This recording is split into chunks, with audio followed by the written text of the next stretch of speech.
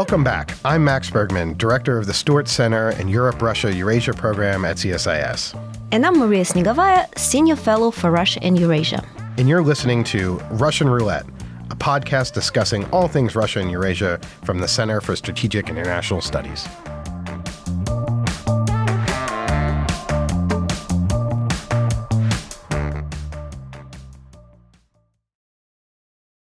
Hello, everyone, and welcome back to Russian Roulette. We're back on the air after a brief hiatus for the Thanksgiving holiday. And joining us this week is Dara Massicot.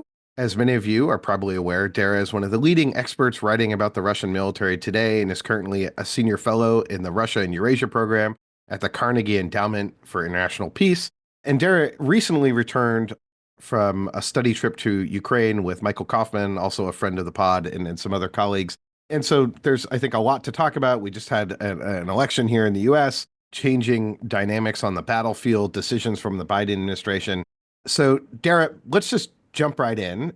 And maybe we'll start with kind of what was one of the big questions, I would say, of the day, but really of the last 6 months of the fall, when it came to whether the White House would authorize the use of U.S. weapons or weapons with U.S. Content in them to be used to attack targets on Russian soil. The Biden administration has made that decision, has approved that. Do you think this is going to have any battlefield impact? Is this really going to help Ukraine? What are we seeing right now of the effects of that? Thanks for having me back on the podcast. It's a really interesting and dynamic time and a time with a lot of tensions. If we talk about whether or not the ATACMS that we're providing to Ukraine at a longer range are going to be a game changer in the conflict, that depends on how many that we have to provide to them. And my understanding is that inventory is not particularly robust. So far, we have seen these been authorized for strikes inside Russia.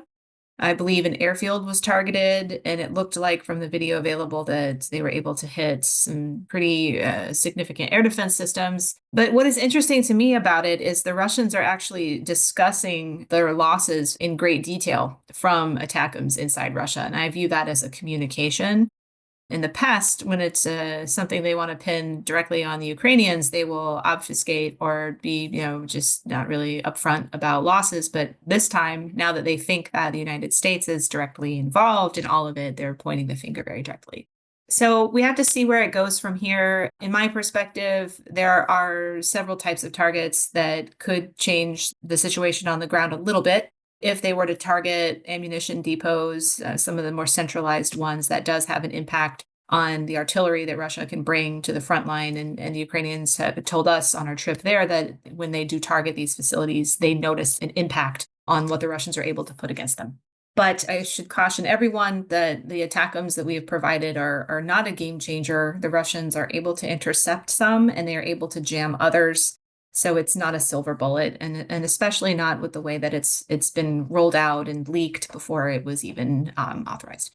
I want to shift to the battlefield situation in a second, but to follow up on something you mentioned about the inadequacy of supply. And that strikes me as actually one of the critical issues that has been very rarely discussed by the Biden administration. But now that we're in kind of a lame duck period, the Biden administration trying to sort of get a lot of its Ukraine military support, whatever money that it has left, to sort of spend that down before it walks out of the White House on January 20th, that there's a lot of leaks coming from the Pentagon about concern over inadequacy of supply and whether this will impact U.S. force readiness.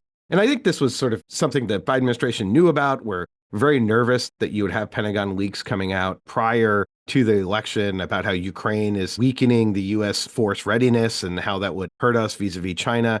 What do you think of this kind of new line of defense for not sort of supporting Ukraine, at least coming out of the bureaucracy? Do you think this is a huge concern? Is this a real constraint on the U.S. and its ability to continue to supply Ukraine with a lot of advanced weaponry? I'm curious how you would assess that argument that we're now actually seeing percolating out from the Pentagon through stories in the Washington Post and other places.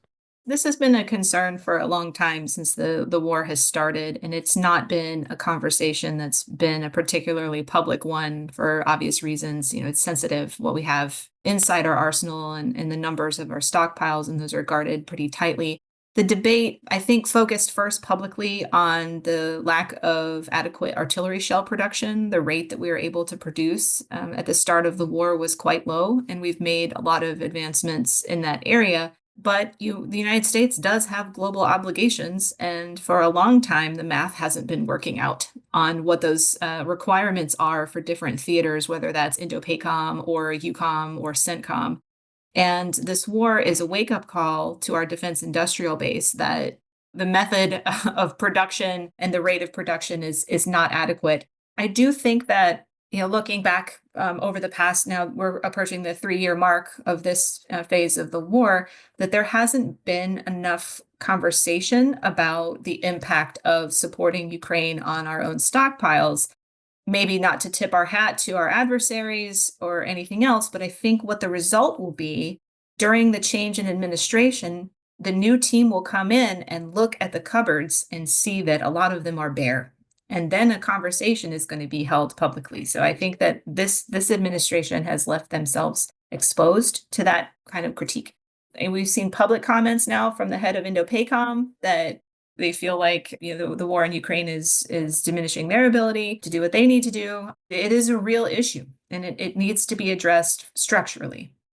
Do you think, Dara, if I may ask, the issue has a structural solution, such as, for example, increasing domestic production of weapons, creating new factories? I've overheard people talking about how there isn't enough professional labor that's needed for those sort of industries. Could you comment on that a little? Yes, it is both. It's a factory capacity issue, and it is an expense issue, and it's also a labor shortage issue. And so this is, putting on my Russia hat for a second, one of the lines of attacks that people make on the Russian industrial base is, well, everyone is aging, their average age is 50, 55, and there's vacancies. And the same exact thing can be said about ours. The workforce is aging. It is predominantly male. They're not attracting women at the same rate, and it's very, very expensive, and the outputs are slow. So I'm not a defense industrial specialist on our side. I am cognizant of this tension in this war that we never feel like we have enough or we can provide it at a rapid enough pace. That's a problem for Ukraine. It will be a problem if we are trying to honor our obligations to Israel or NATO or Taiwan. From the Russia hand, I'm saying that this is a huge structural issue that needs adjustment. We should note one area where there has been real ramp up in production is actually 155 production. And I think they're planning or hoping to get to around producing 100,000 shells per month by early 2025. I think that if I have that number right, I think it was around 10 to 20,000 per month that we were producing at the kind of outset of the war. What's interesting about this is actual 155 production is done through the U.S. Army, not really contracted out through one of the big primes. And I think they, especially when it comes to the more advanced set of weaponry, the precision-guided missiles and other things like that, there's just the production rates. We were living in a war on terror era where we weren't thinking about real conventional war. But Maria, sorry, I interjected. Well, yeah, and I guess, unfortunately, the sad irony is that we have something to learn from the way Putin is doing it these days. Dara, you, after your trip to Ukraine, talked a lot about the personnel sustainment issues. And would you mind providing the description as to how the situation looks on both fronts? Right, we have the Ukrainian situation, but also we have the Russian situation with now North Korean troops joining. How much of a big change are they going to be? Sure. Yes. So I recently returned from a research trip to Ukraine. I went with Mike Kaufman, Rob Lee, Konrad Muzyka, and Franz Stefangeti. And very, very informative. We spent a few days in Kyiv, and then we went out and visited with different parts of the front line and met with different types of military units, territorial defense, and National Guard units. And all of them are experiencing manpower shortages to various degrees. It is particularly acute within the territorial defense and some of the National Guard units. It's not good either in the military brigades. Specifically, there is a shortage of infantry. And if you are mobilized today in Ukraine, we were told that those who are mobilized will try to do anything to avoid becoming frontline infantry because the casualty rate is high and they feel like there's no way out except for a serious injury or death. They will try to change into becoming an engineer or a logistician or a medic or any other type of specialty. What the units are experiencing from the Russians is a significant amount of strain from Russian tactics. So their Russians are attacking them in very small groups all the time, day and night. It's death by 1,000 cuts. It's very stressful to units who are undermanned. They are being asked to guard or hold a line for a unit that is completely manned, but they're maybe down to 60% or even less. It's very stressful. The mobilization system in Ukraine, I mean, they did drop the age down to 27, but it wasn't clear to us where all of those people are. The average age of new recruits that they are still getting today is in the 40s, 40-year-olds. So we're not really sure what's going on there. The manpower is a big issue, and there's a few structural reasons for that, and it needs to be addressed. Also, on the Russian side, when we were there, the North Koreans were on their way to Kursk. They had not yet come into contact yet. The opinion was that even if these North Korean troops are unskilled or maybe on par with, Storm Z or maybe some Russian line units, it would have added a bunch of strain to Kursk in a situation that is already very stressful for units up there. So it just really an unhelpful time for that kind of introduction, even if the numbers are small. If they're applied in a very particular way in Kursk, it could be quite bad for the Ukrainians. And that's what they were thinking about before they got there. They've been there now for a month, and it looks like they're using them. Just a final point on the Russian situation. What we were told is that the Russian casualties are high. This is the highest they've ever been since 2022. But that from their perspective on the front line, they don't see the attacks stopping. Even though they can see the casualties, they know they're inflicting them on the Russians, they just keep sending them. So the casualties are not causing a cessation of this tactic or these waves of attacks. I can imagine it can be quite exhausting psychologically, right? I think that's notorious. It's the anecdote from the Soviet times during the Second World War. The Soviets used the same tactics with the Nazi, and it was kind of very overpowering to the other side. But having said that, we do see on the Russian side that the average price tag for a new so-called volunteer being recruited to the army it keeps rising. Do you think it signals certain shortage on the Russian side as well? Do you think like Russia also at some point will hit the wall, or do they just keep going and they can continue this current volunteering system almost indefinitely? So it is, I think, a signpost that the Russian population understands now the situation quite clearly, and that it costs a lot more to incentivize them to join. That being said, sitting and listening to the Ukrainian units going up against them, they understand that too. They can see that process happening in Russia, but the concern that was relayed to us was that the Ukrainian manpower needs are urgent on a shorter timeline than when Russia might bottom out, whether that's next year in the summer, next year in the winter, or whenever. The Ukrainian needs are more acute. So that's just to give that lens on it. It's really hard to describe this because it's not going well for the Russians either, but it's just not as acute, the manpower shortages, as they are for the Ukrainians. There's a phenomenon occurring inside Russia as these benefits go up and up and up, where the more they pay them and the more benefits they give them, the more that the Russian population starts to view these people as mercenaries, not as actual soldiers. What that does is it makes them very calloused to their deaths. And because they are telling themselves now, well, you know what you were getting into. You're taking the money, aren't you? You're taking the benefits. So, that's on you. 3 years into this, you should know better kind of attitude. And so what that does is it kind of insulates Russian society from these casualties.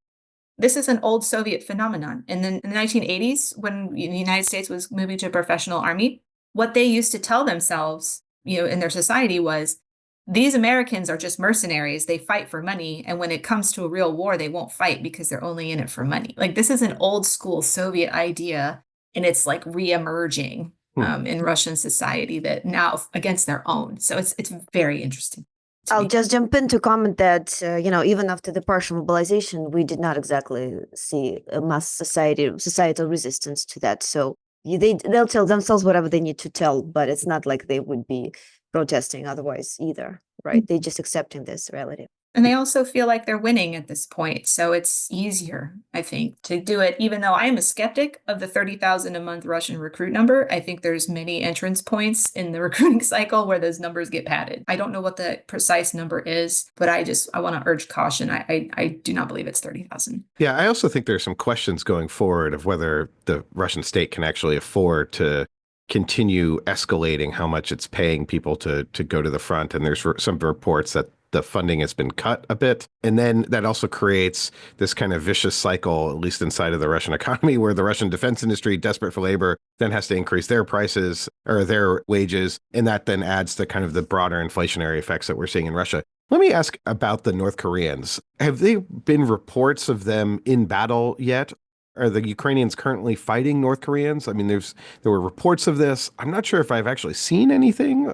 What is the state of kind of North Korea's battlefield position right now? There have been some videos, I think, of some POWs that were taken a few weeks ago. My understanding is that they are not deployed inside Ukraine, that they are using them and integrating them within Russian units that are in Kursk, trying to push out Ukrainian positions from there. There's not a lot of detail on their actual capabilities on the ground, but my understanding is they're still focused up there, which is an interesting signal from the Kremlin as well, that they're not using them so far inside Ukraine itself. And I do still think that the Kremlin does not want to do that, because then they're worried that we could say, okay, you put foreign troops in Ukraine, I can put foreign troops in Ukraine. So Mm-hmm. well, let's just see how long that lasts, though. I want to sort of get to what is Russia's sort of broader military strategy here? What are their kind of objectives? Because I think that's sort of a crucial question as we look at a Trump administration that is coming in saying, on day one that they want to, end the war, but at least enter into negotiations and talks. And I think there's this general sense that what we're seeing on the battlefield is a race to sort of gain position in territory prior to the Trump administration coming in. But that also then assumes that Russia's willing to sort of sit down and sort of good faith talks to sort of have a negotiated settlement. For me, it looks like they may think that they can win the war. I'm curious what you think right now. What is Russia trying to achieve militarily? Are we still, the maximalist trying to, take Kyiv and turn Ukraine into a Russian satellite, or are we talking about sort of more tactical battlefield gains before and obviously, a negotiated settlement? What do you think Russia's objectives are right now? Have they changed from the beginning of the war? Let me go from the ground up, and I agree with you. I think in the next 2 months, they're going to push forward as much as they can. They're having a lot of success right now, the fastest gains that they've had in 2 years. This is the time that their system will tell them to keep going. I think they want to have the best possible position by January 21st. And for them, that means trying to push all Ukrainian units out of Kursk to just take that completely off the negotiating table and not have it be a chess piece. The Ukrainians, of course, want to hold on to it for that exact reason. We'll watch that area very closely. The most unstable part of the front, in my opinion, is probably south of Donetsk. They're very close to pushing around the southern side of that city. They've aborted the full direct on attack, as they've done with other objectives recently, and they're flanking around it, which is very stressful for Ukrainian units. They didn't halt the missile campaign either. They just launched their largest missile attack on Ukraine since December of last year after the US election. So if there was any thinking that Putin's going to stop and hold and wait for the new team, that's incorrect. They have their objectives. They're going to push forward.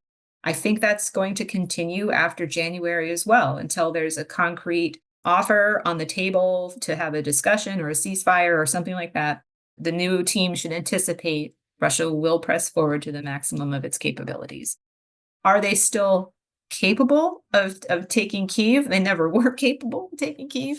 So I think that's out of the question right now.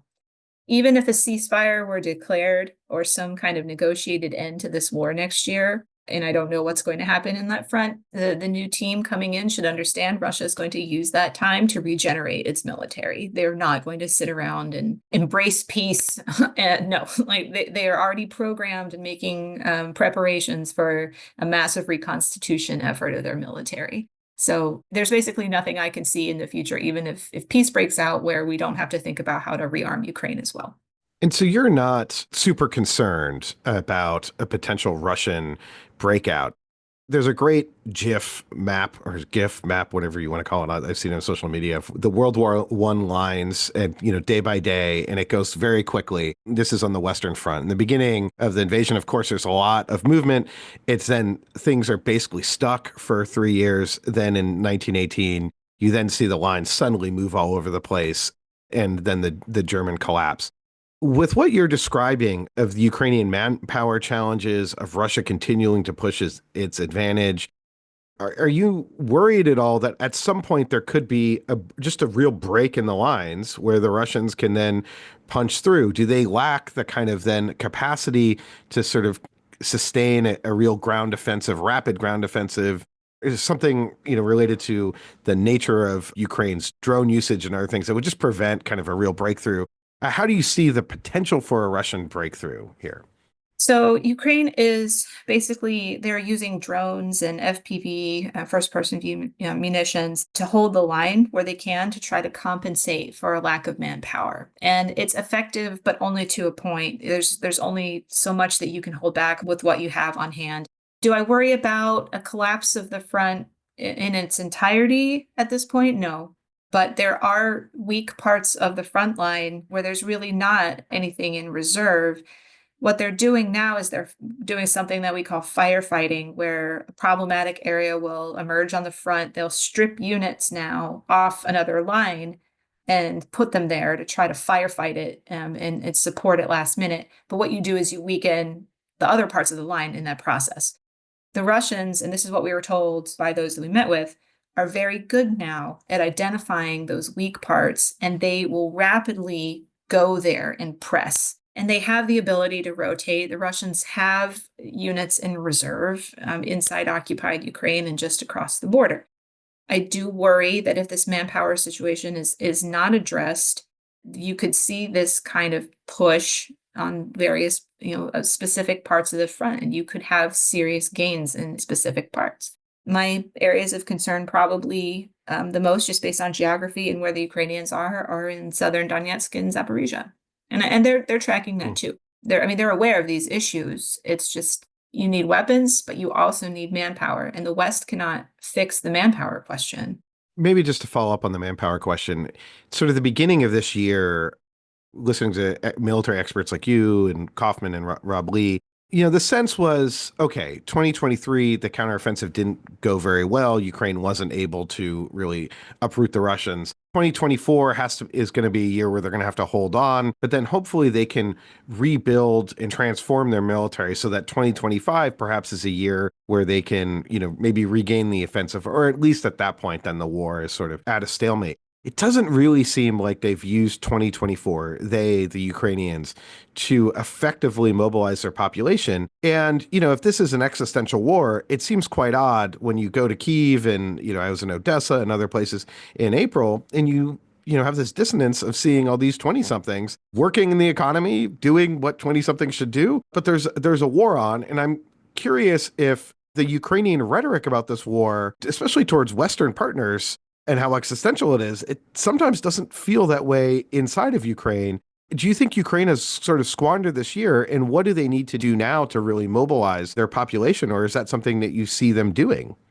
I think there's blame to go around from multiple parties, and I want to be objective about that. A year ago, Rob and Mike and I wrote a piece called Hold, Build, Strike, which was kind of our recommendation for the year, that for 2024, given where Ukraine was at, where Russian military was at, they should use the year to hold the position, not launch any offensives, build out their reserves, and then be in a position to strike. So hold, build, strike. But this year went hold/strike at the same time, but like no build. And there were a few reasons for that. So there's blame in multiple places. The United States was, what was it, 6 months late with the supplemental. I think 7 to 8. 7 to 8 months late with the supplemental. That was terrible for Ukraine. Right now, we were surging weapons in, and they did not voice to us that they felt like shell hunger or anything like that. But what that did was, it's very hard to mobilize your population when you don't know if you're going to get more weapons or not. But at the same time, you can surge in artillery shells and plug them into an artillery gun. Okay. And that's just a factor of logistics. You cannot surge a trained soldier. And so when Ukraine didn't use that time to mobilize and train units as fast as they could in the rear so that they would be prepared and ready to relieve. That's why on the manpower front, they are where they are right now. So again, the weapons shortage in 24 from the West's fault, and Ukraine not using that time to get units ready. That's why we are here. There's still a way to move forward here. And to your point about the cognitive dissonance on the streets in Ukraine, I found it striking, not just in Kyiv, but pretty much everywhere we went. There are able-bodied men and women of all ages, and I found the dissonance between the rhetoric of existential war versus life continuing on calmly, even very, very close to the front. I found it a bit jarring that not all units have manpower shortages.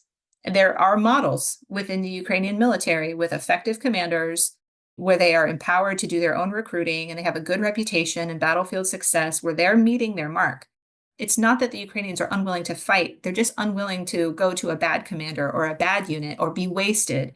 They're not willing to do that anymore. So there needs to be some trust rebuilt here between the population and the military strategy, just from my view on the ground of what we were told. Dara, you mentioned that the West cannot fix the manpower issue in Ukraine.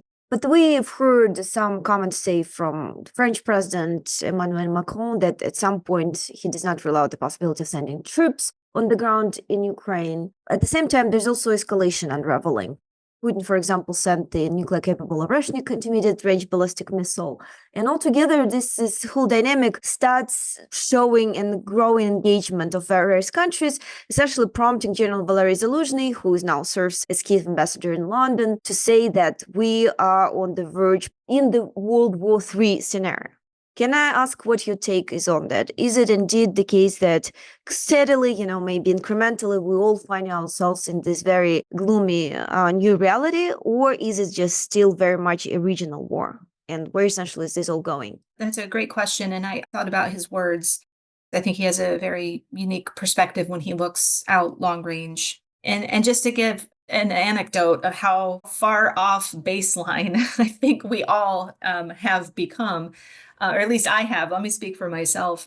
I watched the images of the Oreshnik coming in on Dnipro. I mean, this is an IRBM with multiple reentry vehicles. This is not something that people see every day. And it came in, and the reaction, I think, in the media space and the sort of commentator world and analytic world is like, oh, yep, there goes one of those.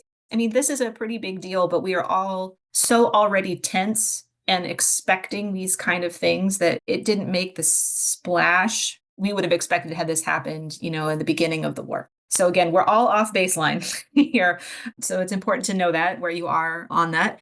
So from Zaluzhny's perspective, if he's sitting and thinking about what's happening in his country, you have a coalition of people contributing capacity. And now with the North Koreans' actual troops, whether that's Iranian Shaheds, whether that's North Korean troops, whether it's China's various types of support to Russia in this war. So he's feeling like we are fighting a coalition. And on Ukraine's side is another coalition, right? So you have the West providing weapons and intel and every other type of support that they do.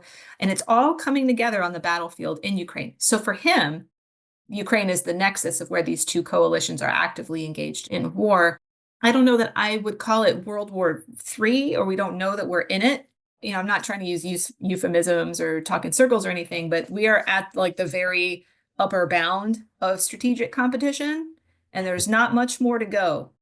We are pushing the threshold of proxy warfare and low intensity conflict. We are right there. So this is a very tense moment. Like just today in Syria, you've got the Russian VKS, Air Force, bombing various groups that are trying to attack cities. And you've got coalition aircraft up in the air at the same time bombing Iranian proxies trying to come in. We've been here before in the skies over Syria, but we're here again. And we're here again with the tensions in the Red Sea and Ukraine and everything else. We haven't even mentioned the sabotage in Europe. So some people might call it a pre-war period. Maybe that's the right term. There's ways to turn this off. There's ways to turn it up, but we're right there. Yeah, I think one of the things that has struck me about the escalation debate is it's sort of all or nothing, that when we provided Mm. ATACMS for Ukraine to use on Russian soil, then they use them, and then everyone see, Washington, D.C. has not been destroyed in a nuclear attack. Escalation wasn't a thing. And it's like, well, there's sort of the escalation horizontally, but also then the how dangerous an environment we're in where there can be sort of miscalculation. And, you mentioned Syria, and I want to maybe ask you about the Russian presence there. Obviously, when Russia intervened in Syria, I was in the US government. It was a big shock to us at the time that they suddenly were intervening in that conflict. It led to the need to have deconfliction channels and other forms of communication to avoid miscalculation. Of course, there was an incident with Turkey and Russian fighter jets along the Turkish border where a Russian pilot was killed. How do you see the current dynamics there? And it seems that Russia has sort of been caught flat-footed in Syria. And have they been sort of overstretched by the fact that they're needed in Ukraine or around Ukraine? Is this putting additional strain on Russia's forces? How do you see the situation in Syria connected to Ukraine? The capabilities, there's not a direct overlap per se. I mean, most of Russia's presence now in Syria is the Air Force, and the Russian Air Force is only around 10% committed to Ukraine. What it does mean, though, is that Russia doesn't have a lot of excess capacity for long range strike, which they will use or that they have used in the past with LRA bombers or even naval assets to launch on parts of eastern Syria. So that's going to be a constraint now because they're using all of that capacity for Ukraine. Russia's ground game in Syria was heavily subsidized towards the end by Wagner. And Wagner has gone through a dramatic reorganization, let's call it. They've And gone through some things. some leadership changes at the top. There's been critique in the last week that peeling Wagner out of Syria or how it was managed there, and they were sent off to parts in Africa, parts of them are hanging out in Belarus or wherever they are. It's left Russia with kind of a weakened ground game in Syria, and they're going to have to do some scrambling. I don't find that the Russians are overextended at this point, but I'll tell you my canary in the coal mine is if it's going really bad for Russia, I will know that because they will reanimate Surovikin out of his exile in Algeria. He was credited with salvaging the operation in Syria when it wasn't going particularly well, and he has a lot of connections there. But of course, he's in exile, he's on the naughty list. If we see him reanimate in some way, that to me is the real signpost that the Russians are very worried about Syria. And so far, they're not doing it. They popped in another commander who was relieved in Ukraine, and he's in Syria now, General Chaiko. I don't want to get out ahead of rapidly unfolding events on the ground, but so far, I don't know that they were flat-footed. My experience is that the Russians always kind of had a head up. They had ground intel game there, and they always were maybe slightly ahead of us on developments on the ground. So I just, want to caution, we don't know what we don't know yet. Dara, maybe a final question to sort of pivot to sort of looking ahead to 2025. You mentioned the piece that you wrote beginning of 2024 or 2023 about what Ukraine should do next. What do you think Ukraine should do? What should their military strategy be as we look into 2025? I mean, it seems like we have another crucial question of whether U.S. security assistance will continue at all, if not at the same pace that it's been provided to this point. Whether there'll be another supplemental strikes me as another big X factor. It doesn't seem like Ukraine can just simply wait around for that. So if you're writing that piece again, which I hope you're writing, what's in it? What do you think Ukraine should be doing as it looks ahead? And how do you see 2025 playing out? They're doing the things that I would recommend on the weapons side of the house. So there's a lot of investment in drones and other capabilities, remote capabilities like that.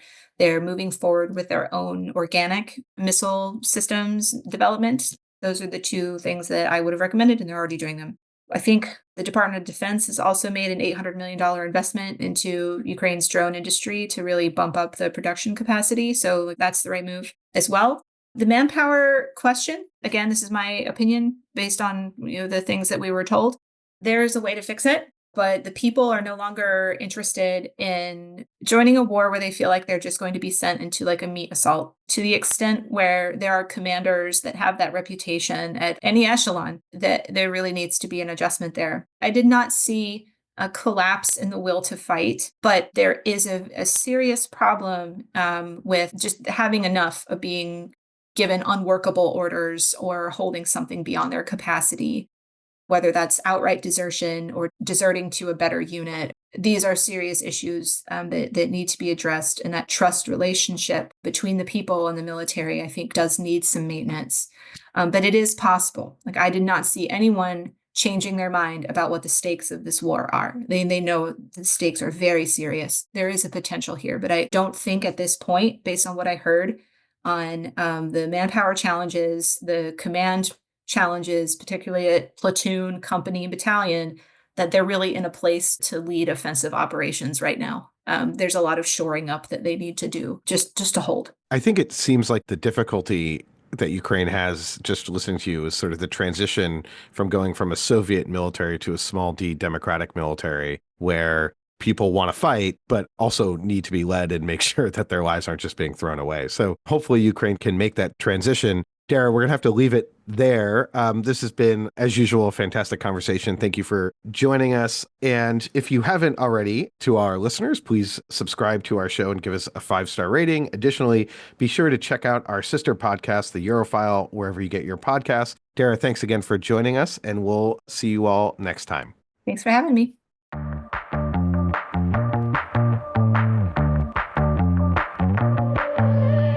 You've been listening to Russian Roulette. We hope you enjoyed this episode and tune in again soon. Russian Roulette releases new episodes every 2 weeks on Thursdays and is available wherever you get your podcasts. So please subscribe and share our episodes online.